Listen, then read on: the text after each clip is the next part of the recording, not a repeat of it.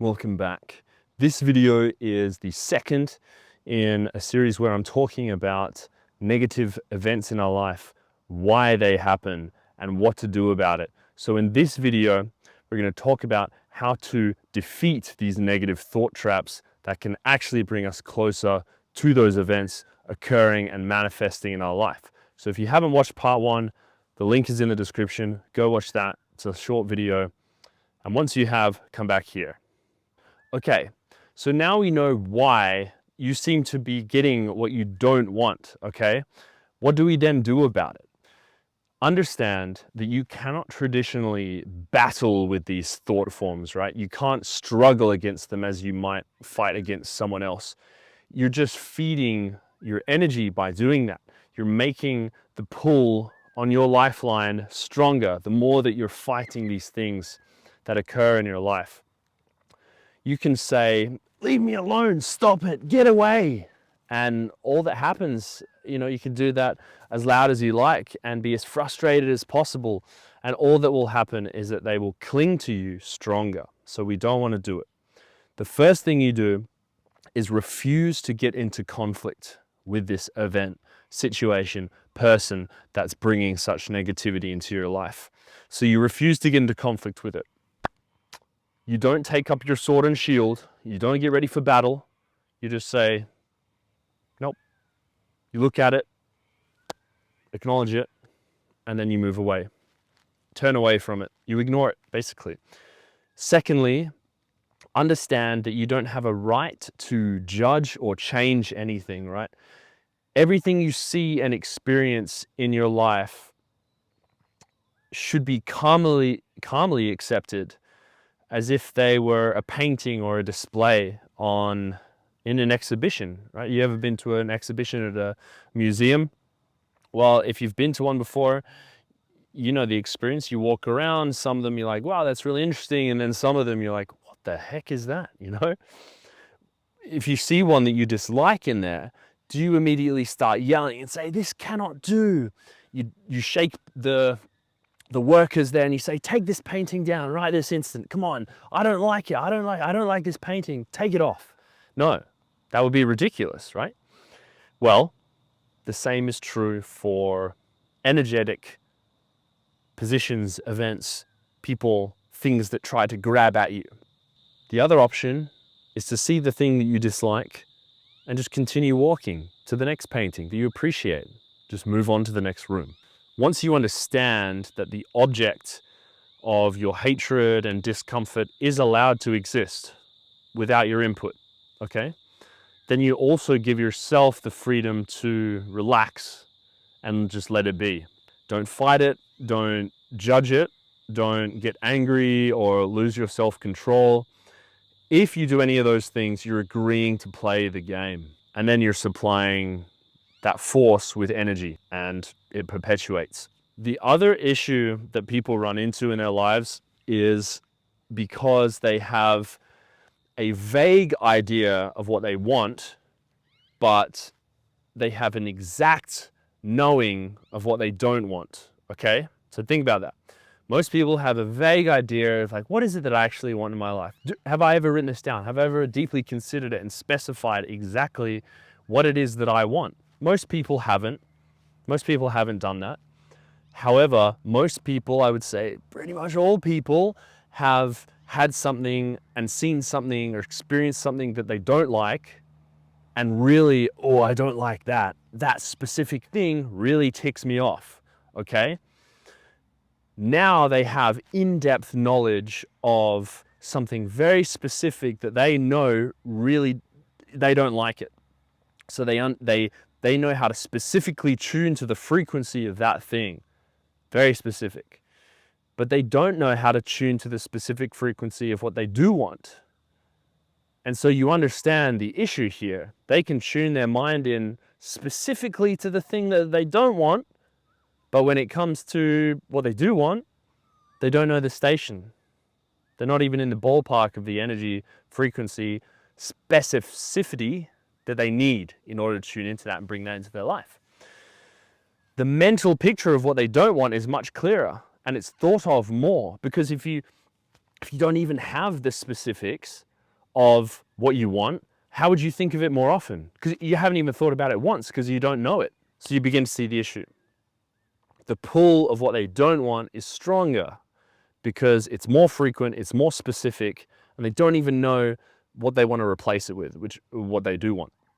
So in their efforts to get rid of this stuff, events or things that they don't like, people are unfortunately just acting in a way that has the opposite effect. But not you, now that you know these things. To decline something, you have to first accept its existence.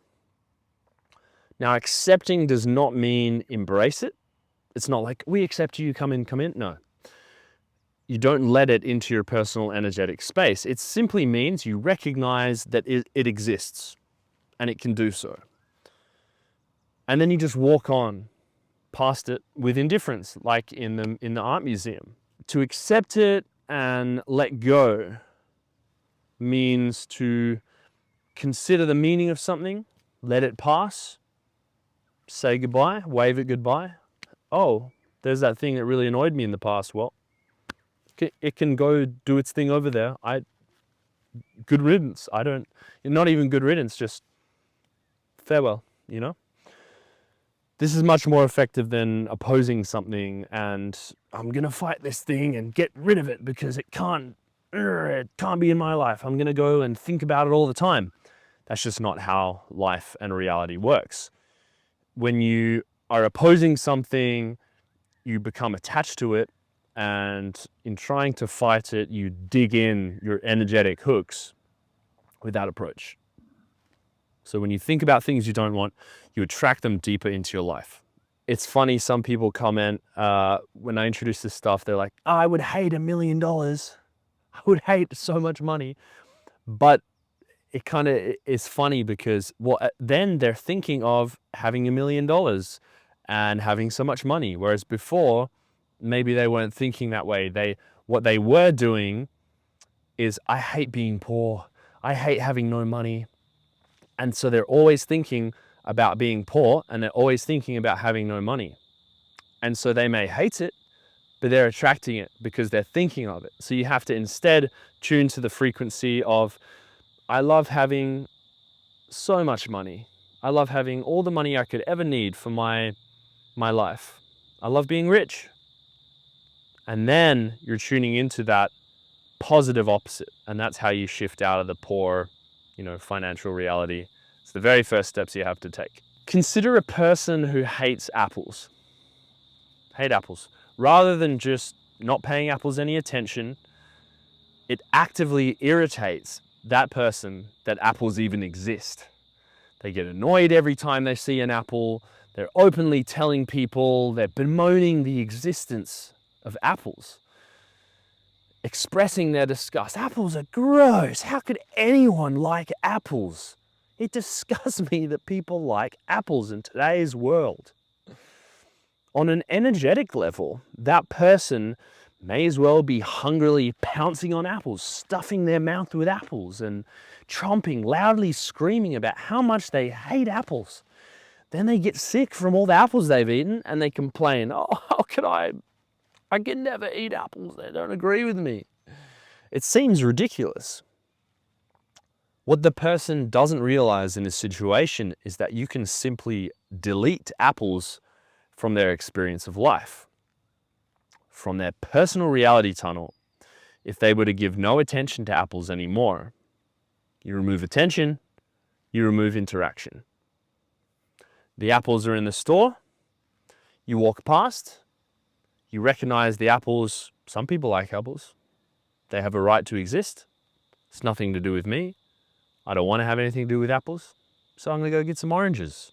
I love oranges. Wow, I'm in love with the feeling of orange juice. Just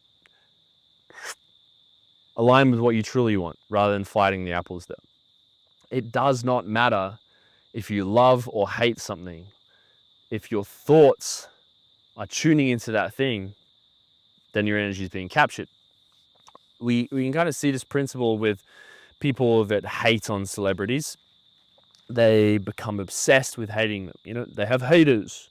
In any case, the celebrity gains in attention and fame, the more haters they have, right? And you even see some celebrities saying there's no such thing as haters. They're all fans. That's what they say, because that is what's happening. That's the principle. If someone is hating on you, they're giving you your energy. And okay, why would someone that doesn't like you give them their energy? Well, they don't realize the principles are at play, but they might as well be a fan. So, you know, people like Conor McGregor, they say, I love my haters as well.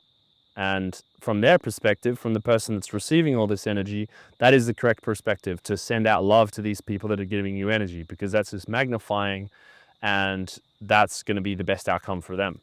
So if you actually dislike something, don't speak of it, don't give it your energy, and it will begin to feature less and less in your life over time. Understand, if your thoughts are latched onto something, the object of your emotions, your thought energy is tuned to that frequency. You then end up being transferred to the corresponding lifeline where you will encounter that. If you want to get rid of something in your life, all you have to do is stop thinking about it. Pass by it with indifference, and it will eventually disappear, as I said before. Ignore it, do not avoid it. There is a difference. When we avoid something, it means we have let it into our personal space, and now we're actively trying to get rid of it. When ignoring, we do not react to it, and that means we do not experience it in our energetic space. It's a difference. It's quite a subtle difference. If you're a radio, every day you're waking up and you're hearing a program that you hate, you just turn the dial, change the station, and then boom, you're listening to a better song, better music, better radio program. It's as simple as that. There is a strategy that you may have done before. Some people employ this in life. They put up these energetic barriers, energetic walls to protect themselves from things that they don't like. It's like thick plate armor that they're putting on, okay? You're essentially saying, I am a blank slate. I see nothing. I hear nothing. I don't know anything. I won't talk to anyone. I'm unavailable entirely. That requires a huge amount of energy to put up these walls. And the defenses that you put up are still vibrating at the frequency of that which you are protecting from. What you're trying to protect yourself from, you're still vibrating on that level. So that strategy is not as good as simply ignoring. Be empty, be ignorant of these things, of the energies that are trying to hook you in. If you ignore something, eventually that energy, whether it's a person, whether it's a situation, event, it'll leave you alone as it focuses on others instead, who are hooked into its resonant frequency. So something I want to illustrate here is, because these influences are astral energetic forms, they're not in this physical world, but they exist in the other dimension. They do not necessarily have to have a physical conduit to attack you through, whereas there might be a very annoying person that you have to ignore. That's something in the physical. But because these energetic thought forms exist in the astral, if you're constantly feeding it energy, that thing, annoying fly is something to think about it, that can, you know, put thoughts into your head. And it seems kind of like strange to think of it that way, but I feel like it's important to mention, because otherwise we may not understand how simply an energetic thought form can impact us. But the more energy we give something, the more likely it's going to ping a thought back into your head, right? Some traumatic experience you went through that you keep on going down the rabbit hole about, I should have done this better, why did this happen, da da da. You're feeding it energy. And so that thing now has more life in the astral realm to then come back and try to get some more from you later. So if you can just learn to not fight it next time that it comes, even if it's nothing in this physical world for you to fight, they do exist in this other energetic sense. So think about it that way. At the end of the day, ignorance is bliss in that sense. Not that we should be uneducated, uninformed about things, but ignoring the things that we do not want will decrease the chances of us encountering them in our lives. Imagine you're walking down a street. A dog begins to follow you. It barks a few times at you. If you turn to face the dog, it's going to bark louder. If you bark back, which I do sometimes because it's fun, but it barks louder back at you, more aggressive. If you try to run, dodge, fight, it'll chase you because it thinks you're playing a game. But if you just ignore it, you calmly ignore it, it'll change its attention to another passerby or some food on the floor or whatever catches its interest. The dog is a metaphor for these other people, troublemaking situations that we get in, all these energetic thought forms, as I mentioned before. So we just ignore the dog if it comes and barks at us. When it comes to people, if someone is getting to you, then simply ignore them. If you are hating them, fighting them, in conflict with them in some way, you're giving your energy to them, right? And they will continue to engage with you. If they don't receive anything, then they're getting nothing out of the situation, the interaction, and they will eventually get bored and move on. So you ignore them totally. You say to yourself, they're not worth it, and they're going to disappear from your life. This is kind of on a similar wavelength as my video about energy vampires and how to deal with them.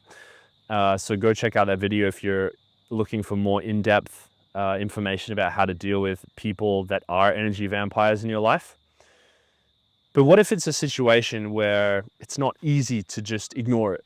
You know, maybe it's at work, your boss demanding something from you in a very negative, annoying way, for example. Okay, so you have several options here. If you react defensively, if you outright refuse, you're hostile, your energy becomes enwrapped in this. If you can instead, however, act as if you're willing to play their game, as long as you remain aware that you're only pretending, then that is an option for you to do. Can be the smartest option, right? This technique could be, in this situation, you're gently accepting when the boss begins their first attack, their first energetic outburst at you, where they call you, go do this work now, whatever. So you diplomatically you accept, okay, sure, I can get that report done. But then you're gonna step back, and then you're not gonna fight them straight away, okay? So you can take the diplomatic step back, you slowly cool them off by accepting what it is they want you to do. Then you try to direct the situation to somewhere else that suits you better. So you listen to him, agree, accept his story, gas him up, play up to their perspectives. And now you've put yourself on the same team as him. Now the first angry burst of energy is kind of dissipated. That's good, it's been neutralized. And you're now vibrating on his frequency, okay? We don't want to stay there, but by doing so from the position of observing this energy game, we can then move forward with grace. Maybe even directed to something like, hey, wouldn't this employee actually be better to do it? Or some other way that suits us better, what do you want to do? You want to solve the situation? Then you need to play the energetic game, and you don't react defensively, you don't react aggressively. So many times I've been in a social situation with someone annoying at school, college, teacher, eventual work, the office work I did. I I'm not getting attacked as such explicitly, but the subtle little power games that people play, you just play along, and then what's the end game? You want to solve the situation, you want to get better out of it, okay? Your observer mode, you're seeing how you can move the flow of things to your advantage. And guess what? You can't get there if you reacted defensively like a buffoon earlier because you let the energy hooks get into you and you fought it. And now the boss has something against you and you have this weeks, month-long situation where your relationship with someone that controls your job is damaged. And that's a bad option, okay? So even if obviously you want to stand up for yourself, and some situations call for that, but cooler heads can prevail in most situations in order for you not to get wrapped up in these energy situations to create more mess. That's my point here. So in events of really intense or destructive nature, we may not be able to just smoothly or casually redirect things. So a more heads-on approach is required. If there is nowhere else to retreat to, you can stop these things happening by doing something that no one would expect, something extraordinary in the moment, something that kind of breaks all of the social rules that exist in the context of whatever the situation is. So if you ever find yourself in a situation that you know will unfold according to usual set of rules, do something surprising. This is called a pattern interrupt. If your vibrational frequency can be vastly different to the situation, then the energy is disturbed. And the script is not going to play out as it was before. In this, your greatest tools can be a sense of humor and imagination. Don't take it seriously and just think about things from a different perspective. Imagine something else. Imagine a better scenario, and so it shall become. Consider that you're in a busy street, it's rush hour, people are angry, they're going to work, they're leaving work, everyone's stressed, bumping into you, you're just trying to get where you're going, okay? Now imagine you're in Antarctica, and these people are penguins, all waddling around. They got to get to wherever they need to go because penguins do what penguins do. You would quickly consider the whole situation quite funny instead, you know? Think of yourself as a penguin, quacking around. Do penguins quack? Anyway, this is a much more pleasant scenario to be in. And all that was done was, with your mind, you imagine something else which changes the energetics of the situation so we don't resonate at that frequency and we don't take it on board with ourselves and our energy. And that's the goal here. I understand. It can be hard to control your anger, okay? When these forces try to attract your attention, they try to steal your energy. If we're unconscious, then these forces they're like vampires that steal our energy because they know we're going to respond with venting. In general, most people, if something bad happens to them, oh, how could this happen to me? It's that base level of unconsciousness which results in these energetic vampire things hooking them and stealing their energy. All we can do ultimately is remember what is really happening. So set the goal to remember what is actually behind these provocations, and eventually the habit will be formed where none of these things can actually affect you and you don't end up engaging with anything. And you see these events, people, situations, headlines, or whatever else as the energetic vampires and kind of angry little goblin energy things that are trying to get you to react. And once you see that, you just step back and go, oh, nice try, but not today, because I am an ascended person now in this regard. So to summarize, when negative forces and events seek to make us angry and upset, usually reacting with irritation and displeasure makes this situation worse, okay? Instead, don't react at all or in a very off-script manner. Do something just completely off-script. For example, you can respond wackily, right? Or with excess enthusiasm, and the negativity just gets dissipated. So try reacting inappropriately to small annoyances. And I say inappropriately not in the sense of being rude, but in the sense of, oh, it's normally appropriate for someone that loses their wallet to be like, oh, this is annoying. But it's inappropriate for something like when I spill some milk, right? I go, yes, I spilled my milk with a huge smile on my face. Like I've just found some money or received some good news. In fact, that's where my brain goes. It's like a positive force beam that I'm putting out whenever I see the potential of something in the reality ticking me off. Because I can feel the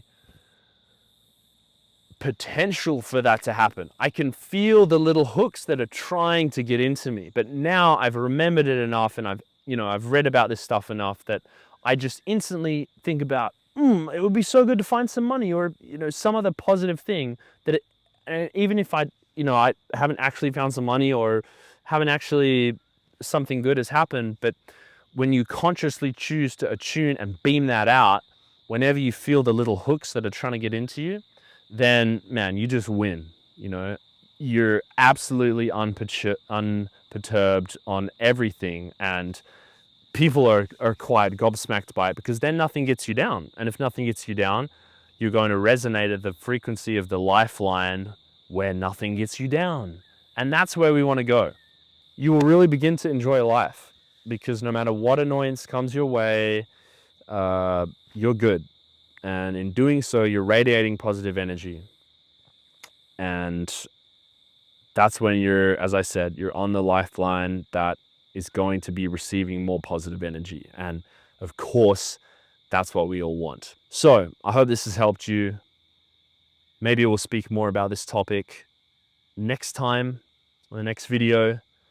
Farewell, and I will see you on the highest timeline possible.